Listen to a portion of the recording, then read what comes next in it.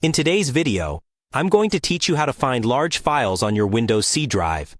If your computer has been feeling slow or you're running out of space, it's often because a few very large files are taking up most of your storage. The good news is, Windows gives you tools to locate these files quickly, so you can decide what to delete or move, and free up space safely. First, open File Explorer.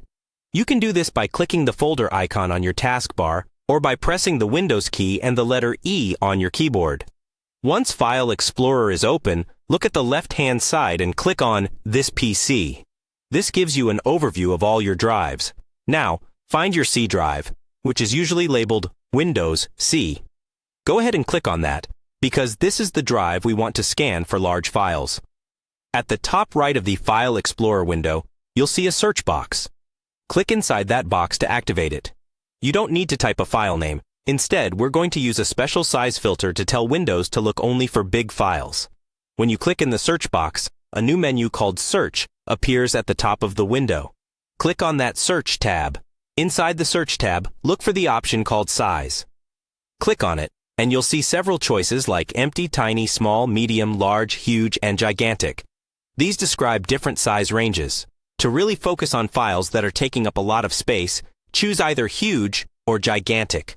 Windows will now start scanning your C drive and listing only files that match that size range.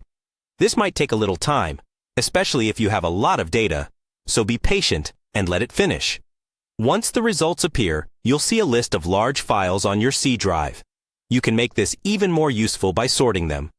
Right-click in an empty space in the results area, choose Sort By, and then select Size. Choose Descending so that the largest files appear at the top of the list.